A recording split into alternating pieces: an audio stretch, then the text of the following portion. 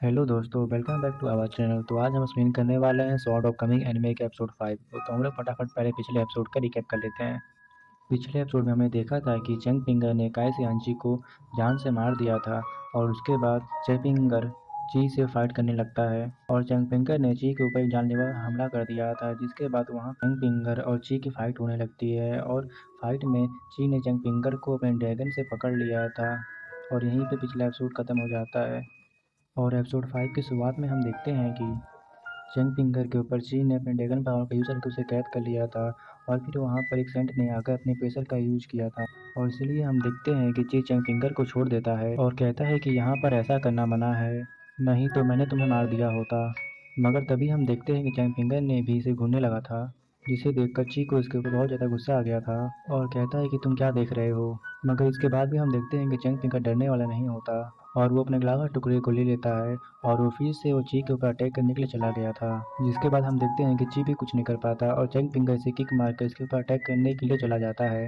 और फिर हम देखते हैं कि मास्टर ने फिर से अपने पावर का यूज़ कर दिया था और इसलिए चेंग फिंगर कुछ नहीं कर पाता और हम देखते हैं कि यहाँ की सारी चीज़ें अपनी अपनी जगह पर रुक गई थी। और वहीं हम देखते हैं कि मास्टर अब नीचे आने लगते हैं और हम देखते हैं कि मास्टर जहाँ भी अपने पैर को रख रहा था वहाँ पर बहुत सारी एनर्जी का प्रेशर क्रिएट हो रहा था। इसके बाद मास्टर काय सियांजी के पास आता है और वो देखता है कि काय सियांजी की तो मौत हो चुकी है। और फिर मास्टर चैंग पिंगन के सामने आते हैं जहाँ पर कि चैंग पिंगन ची को अटैक करने के लिए आ गया था और हम देखते हैं कि बहुत ही खतरनाक तरीके से वो ची के ऊपर अटैक करने वाला होता है और फिर हम देखते हैं कि मास्टर सी फिर से अपने पावर का यूज करके सब कुछ सही कर देते हैं, जहाँ पर कि चैंग पिंगन ने ची के ऊपर अटैक कर दिया था और ची इसे रोकने के लिए कुछ भी नहीं कर पाता। और फिर हम देखते हैं कि चैंग पिंगन ने ची का गला काट कर वहीं पे उसे मार दिया था और फिर हमें पता चलता है कि ये सब मास्टर ची की इमेजिनेशन है, क्योंकि वो देख रहे होते हैं कि यहाँ पर क्या होने वाला है और इसीलिए हम देखते हैं कि यहाँ पर कुछ भी नहीं हुआ था और यहाँ की सारी चीज़ें बिल्कुल पहले के जैसी ही होती हैं। और फिर हम देखते हैं कि मास्टर अपनी पावर का यूज कर देते हैं और जैसे पहले के जैसी सारी चीज़ें होने लगती हैं और फिर देखते हैं कि हम चंग फिंगर ने ची को अटैक कर दिया था, जहाँ पर ची इसे रोक नहीं पाता और चंग फिंगर ने इसे अपने दीवार के सहारे इसे लटका दिया था। और फिर इसके बाद ची इसके ऊपर गुस्सा होने लगता है और कहता है क्या तुम सच में मुझे मार दोगे। और फिर तभी हम देखते हैं कि चंग फिंगन की बॉडी में जिमाओ की पावर एक्टिवेट होने लगती है और वो कहता है कि मेरी तुमसे कोई दुश्मनी नहीं है, बस बात ये है कि तुम मुझे मारना चाहते थे, इसीलिए मैंने तो अपने आप को बचाने के लिए मैं तुमसे लड़ाई की है। लेकिन हम देखते हैं कि ची इसकी बात को सुनने के लिए रेडी नहीं होता और वो कहता है कि क्या तुम्हें लगता है कि तुम ऐसा करने के काबिल हो। लेकिन इसकी बात को सुनकर सैन चेंग फिंगर भी गुस्सा होने लगता है और कहता है कि क्या तुम मुझे मार सकते हो। और फिर हम देखते हैं कि ची की हालत खराब होने लगती है और उसके सामने कसम कसम खाने लगता है कि मैं फ्यूचर में तुम्हें किसी भी तरीके से परेशान नहीं करूंगा।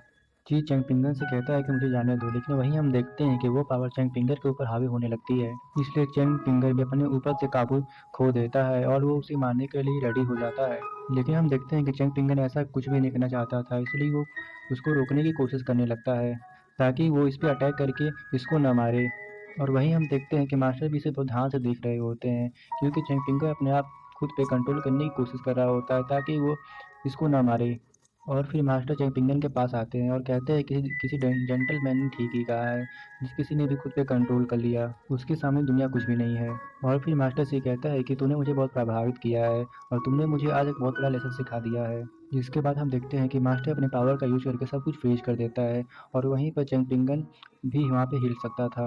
और फिर मास्टर अपने पावर का यूज करके चैंग पिंगन के अंदर जिमाओ को लगा हुआ स्पेल को बाहर निकाल देता है। और फिर हम देखते हैं कि जिमाओ को भी इसके बारे में पता चल गया था और वो इसीलिए इसके बारे में कुछ भी नहीं बोलता। और फिर मास्टर चैंग पिंगन से कहता है तुम उसे जाने दो, क्योंकि मैं चाहता हूँ कि तुम मुझे फॉलो करो, क्योंकि इस दुनिया में बहुत सारी चीजें हैं जिसके बारे में मैं तुम्हें बताना चाहता हूँ। जिसके बाद चैंग पिंगन भी मास्टर की बात को मान जाता है और वो ची को छोड़कर मास्टर के पीछे पीछे जाने लगता है। जिसके बाद मास्टर ची पूरे शहर के बीच से होते हुए जाता है और वो कहता है कि क्या तुम मानते हो कि इस दुनिया में गॉड, मॉन्स्टर और डीमन जैसी चीजें हैं।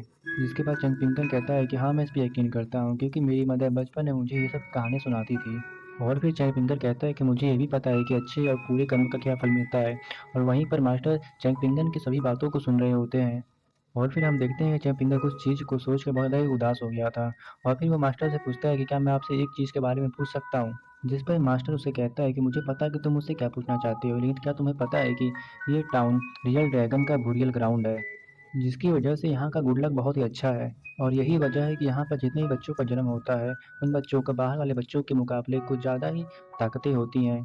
और कहता है कि ये बात सब पे लागू नहीं होता, हर बच्चों के पास अलग अलग तरह के टैलेंट होते हैं। मगर तब पर भी हम देखते हैं कि चैंपियन अभी भी उदास हो ही होता है और फिर चैंग फिंगर मास्टर से पूछता है कि मैं आपसे ये पूछना चाहता हूँ कि मेरे पेरेंट्स किस तरह के लोग थे। और फिर मास्टर कहता है कि अगर तुम इसके बारे में जानना चाहती हो तो चलो मैं तुम्हारे सामने एक सीक्रेट को रिवील करता हूँ। और फिर मास्टर अपने पावर का यूज करने लगता है और वो कहता है कि इस टाउन में अब जो भी नया किड्स पैदा होगा उसे एक स्पेशल टेक्निक मिलेगा। इसलिए हर बच्चे के शरीर से एक बूंद ब्लड लिया जाता है और उसे एक फ्यूजन में फ्यूज कर दिया जाता है। फिर हमें पता चलता है कि गर्ल्स का नेटल पोटेलियन 6 सालों के लिए फायर होता है, जबकि वहीं बॉय का 9 सालों के लिए चलता है। फिर हमें पता चलता है कि ये लोग इन बच्चों के ब्लड को लेकर के अपने ब्लड के साथ मिलाते हैं, जिससे कि उन बच्चों में भी इनके जैसी ही ताकतें आ जाती हैं। इसीलिए बाहर के लोग यहाँ पर आके यहाँ के बच्चों के ब्लड को खरीदते हैं और वो इसके लिए बहुत ज़्यादा ही पैसे को देते हैं।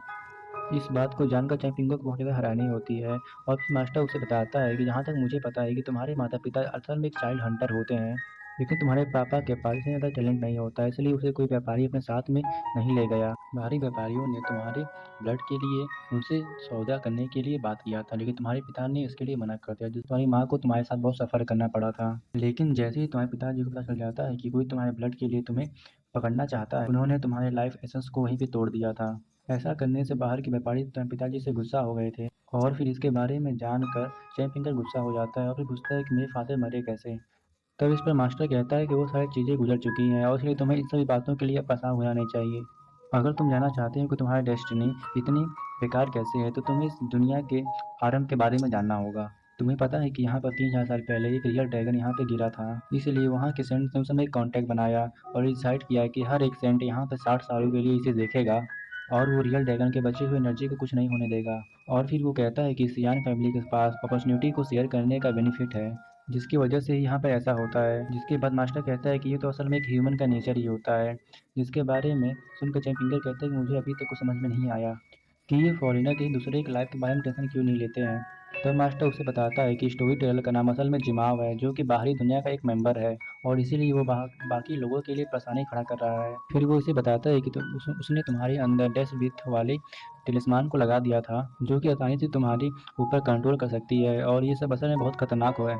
तब इसके बारे में जानकर चैन फिंगर बहुत ही हैरान हो जाता है और फिर मास्टर उससे कहता है कि असल में मैं यहाँ का सेंट हूँ, इसलिए तुम मुझे ब्लेम मत करना कि मैंने असल में तुम्हारा हेल्प क्यों नहीं किया। तो इस पर चैन फिंगर कहता है कि आपका शुक्रिया कि आपने मेरी मदद किया। तब मास्टर उससे कहता है कि मैंने तुम्हें चीन नान हुआ को मानने से रोका, लेकिन इसका मतलब ये नहीं है कि मेरा आपके साथ कोई रिलेशन है। लेकिन अगर फिर भी मैं तुम्हारी जगह पर होता तो मैं जिमाओ का बहुत पहले ही मार दिया होता। और फिर मास्टर सी सोचने लगता है कि ये टाउन बहुत जल्द ही खत्म होने वाला है, इसलिए बैटल का टाइम भी बहुत नज़दीक आ चुका है। तभी हम अचानक से देखते हैं कि एक लेडी उसके सामने कुएं में गिर जाती है और वो अपनी जान बचाने के लिए चैंग फिंगर से हेल्प मांगने लगती है। और फिर चैंग फिंगर उसे बचाने के लिए अपना हाथ आगे बढ़ाता है और उसे ऊपर खींचने लगता है। मगर तभी हम देखते हैं कि वो इसे ऊपर खींचने में कामयाब नहीं हो पाता और वो भी इसी के साथ अंदर गिर जाता है। और फिर हमें पता चलता है कि ये तो असल में मास्टर ची की एक इमेजिनेशन है। और फिर वो फिंगर से कहते हैं कि अगर कोई फ्यूचर में कुएं में गिर जाए तो उसे बचाने के लिए तुम्हें क्या करना चाहिए। अगर तुम्हें उसे बचाने के लिए अपनी जान भी देनी पड़े तो क्या तुम उसके लिए ऐसा करोगे। तब इस पर फिंगर कहता है कि उसे बचाने का अगर कोई चांस होगा तो मैं इसके लिए कोशिश जरूर करूंगा।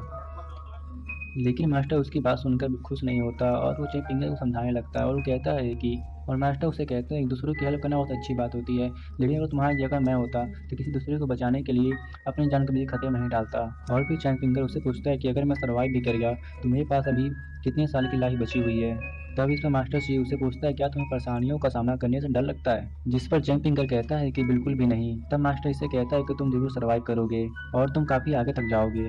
तब चैंग फिंगर मास्टर चीफ से कहता है कि आप तो सारी चीज़ों को रोक सकते हैं। तब मास्टर चीफ से कहता है कि ये जगह एक हेवन है, इसलिए यहाँ पर बहुत सारे ऐसे लोग हैं जो हेवन तक नहीं पहुँच पाते। और फिर अगले सीन में हम किसी लड़की को देखते हैं जो कि कुछ सामान बना रही होती है और वहीं पे निंग अपनी पावर से कल्टीवेशन कर रही होती है। लेकिन तभी हम देखते हैं कि मास्टर जिमाओ के ऊपर अपनी पावर का यूज कर देता है, जिसके सामने जिमाओ कुछ भी नहीं कर पाता और वो मास्टर जी के सामने अपनी जान बचाने के लिए भीख मांगने लगता है। फिर वो कहता है कि मैं तुरंत ही यहाँ से चला जाऊंगा, लेकिन फिर भी मैं अपने पास वाले 2 बैग गोल्ड और 2 बैग कॉपन कॉइन के साथ मैं क्या करूंगा। तब इस पर मास्टर कहता है कि हॉस्पिटल में ही रुको और तुम्हें पूरे 1 साल तक इस जगह से कहीं जाने की ज़रूरत नहीं है। जिसके बाद हम देखते हैं कि जिमाओ उसकी बात को मानने के लिए रेडी हो गया था और फिर वो मास्टर से इसे खुद को ज़िंदा रखने के लिए भी थैंक यू भी बोलता है। फिर मास्टर उसे कहता है कि तुम्हें सब झेलना पड़ा, इसलिए तुम सिंसियरिटी के साथ में कुछ टाइम तक रेस्ट करो और इसीलिए तुम्हें कंपनसेट करने का भी टाइम आ गया है।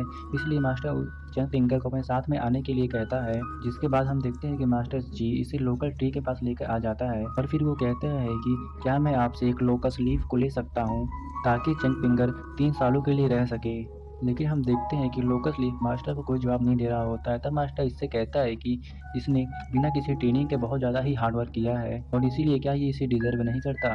तभी चंग फिंगर कहता है कि डॉक्टर लू ने कहा था कि अगर मैं मास्टर रुवा का अप्रेंटिस बन जाता हूँ तो मेरे लिए जीने की उम्मीद बढ़ जाएगी और इसीलिए आपको लोकस लीफ के लिए परेशान होने की ज़रूरत नहीं है। लेकिन मास्टर समझ जाते हैं कि चंग फिंगर झूठ बोल रहा है, इसीलिए वो चंग फिंगर से बताने के लिए कहते हैं। लेकिन चंग फिंगर अब इसके बारे में कुछ भी नहीं बोल पाता। वहीं हम देखते हैं कि लोकस ट्री ने अपना एक लीफ इसे दे दिया था, जो कि जैसे ही चंग फिंगर के हाथ में आती है, चंग फिंगर के अंदर से एक एनर्जी जनरेट होने लगती है। तब मास्टर चंग फिंगर से पूछता है कि क्या तुम याओ फैमिली का फेवर को रिपे करने के लिए रेडी हो? और मास्टर कहता है कि इसमें लाइफ और डेथ की कोई गारंटी नहीं है, लेकिन अगर तब पर भी तुम्हारे पास लोकस ट्री नहीं होगा तो इसके बिना तुम सर्वाइव ही नहीं कर सकते। और फिर मास्टर ची कहता है कि तुम इसके बारे में अच्छे से सोच लो। तब इस पर चैंग फिंगर उसे पूछता है कि लॉन्ग स्टोव का मास्टर याव है। तब इस पर मास्टर बताता है कि हाँ। जिसके बाद हम देखते हैं कि चंग पिंगन भी इसके लिए रेडी हो गया था। जिसके बाद चंग फिंगर कहता है कि अगर मैं एक दिन के लिए भी जिंदा रहूंगा तो इसके लिए मैं याओ फैमिली के लिए कुछ भी करने के लिए रेडी हूँ और इसीलिए मैं इसके लिए मर भी सकता हूँ। जिसके बाद हम देखते हैं कि मास्टर ची चंग फिंगर को अपने साथ में लेकर कहीं आ गया था, जहाँ पर वो कहता है कि तुम काय सियानजी और नान हुआ को मेरे लिए छोड़ दो और वैसे भी अब तुम्हारे पास एक एंसेस्ट्रल लोकस लीफ है और इसीलिए तुम लाइफ और डेथ को हल्के में ना लेना। और फिर वो कहता है कि तुम्हें अच्छे से जीना चाहिए और यही चीज़ तुम्हारे पेरेंट्स के लिए सबसे बड़ा रिवॉर्ड है। इसके बाद मास्टर चंग पिंकर को अपना हेयर पिन देता है और कहता है कि वैसे तो मेरे पास कोई भी कीमती आइटम नहीं है और ना ही ये कोई फेरी ऑब्जेक्ट है, क्योंकि असल में मैं भी तो एक तुम्हारे जैसा ही हूँ। लेकिन फिर भी मैं अपने लाइफ को केवल ऐसे ही नहीं गुजारना चाहता था और इसीलिए मैंने इसके लिए काफ़ी मेहनत किया और इसके लिए बहुत ही हार्ड तरीके से स्टडी भी की। और फिर मास्टर कहता है कि जब मैं स्टडी कर रहा था तो वो टाइम मेरी लाइफ का सबसे हैप्पी टाइम था। जिसके बाद मेरे मास्टर ने मुझे ये चीज़ दिया था जो कि किसी एक तरह से एक्सपेक्टेशन या फिर कोई विश्वास हो। और फिर मास्टर कहता है कि मैं इतना अच्छा नहीं कर पा रहा हूँ, अगर मेरे मास्टर होते तो इसे देखकर बहुत निराश होते, इसलिए मैं तुम्हें ये हेयर पिन उनका देना चाहता हूँ और ये तुम्हारे लिए बिल्कुल सही है क्योंकि तुम्हारे मेरिट के लिए मेरे पास अभी कुछ भी नहीं है। तब मास्टर कहता है कि पिछले 60 सालों से मेरे अंदर यही बात चल रहा था कि मैं इससे कभी भी छुटकारा नहीं पा पाऊंगा। जिसके बाद चंग फिंगर मास्टर के हेयर पिन को ले लेता है और फिर मास्टर उसे कहता है कि मैंने तुम्हें सिर्फ एक लोकस ट्री का लीफ दिया है और इसके अलावा मैं तुम्हारे लिए कुछ भी नहीं कर सकता। जिसके बाद हम देखते हैं कि मास्टर वहाँ से गायब हो जाता है और फिर चंग फिंगर उसे कहता है कि आपने मेरे लिए बहुत कुछ किया है, इसलिए चाहे कुछ भी हो जाए मैं इसके बारे में बिल्कुल नहीं भूलूंगा। वहीं हम देखते हैं कि जिमाओ यहाँ से जाने के लिए रेडी हो गया था और वो गूकेन की मदर से कहता है कि कल हम सुजियान लेक के लिए निकल जाएंगे। लेकिन तभी हम देखते हैं कि गूकेन की मदर कुछ कहना चाहती थी लेकिन जिमाओ इस पर गुस्सा होने लगता है। तभी हम देखते हैं कि जिमाओ अपने बाउल के अंदर देखने लगता है, जहाँ पर गूकेन अभी भी फंसा हुआ था और वो अपने पास वाले लोज को बचाने के लिए कोशिश कर रहा था। और फिर तभी हम देखते हैं कि वो क्रिएचर गूकेन के सामने आ जाता है और गूकेन कुछ भी नहीं कर पाता है और फिर वो क्रिएचर गूकेन को निगलने की कोशिश करता है, लेकिन फिर भी हम देखते हैं कि गूकेन का कुछ भी नहीं हो पाता। यहाँ पर हम देखते हैं कि वो लोस गूकेन से दूर आने लगता है और उस लोस की बॉडी से कुछ पावर जनरेट होने लगती है और लेकिन तभी गूकेन इस लोस को देखकर काफ़ी परेशान हो जाता है और फिर हम देखते हैं कि वो क्रिएचर गूकेन के ऊपर अटैक करने के लिए रेडी होने लगता है, जिसे देखकर गूकेन की हालत भी अब काफ़ी ख़राब होने लगी थी और वो इस बात से काफ़ी डरने लगता है। तभी हम देखते हैं कि कोई पावर इस क्रिएचर को चारों तरफ से घेर लेती है और फिर हमें पता चलता है कि वो लोच असल में एक ड्रैगन में बदल गया है। और यहीं पर हमारा ये एपिसोड खत्म हो जाता है। अगर आपको एक्सप्लेनेशन अच्छी लगी हो तो हमारे वीडियो को लाइक और सब्सक्राइब जरूर करिएगा। फ्रेंड्स, अभी हमने फिलहाल में ही वीडियो अपलोड करना स्टार्ट किया है, तो हमारे अगर वीडियो कंटेंट क्रिएटर में और कुछ भी मिस्टेक लगता है आपको तो प्लीज़ उसके लिए हमें आप माफ़ कर दीजिएगा। Thank you for watching my videos.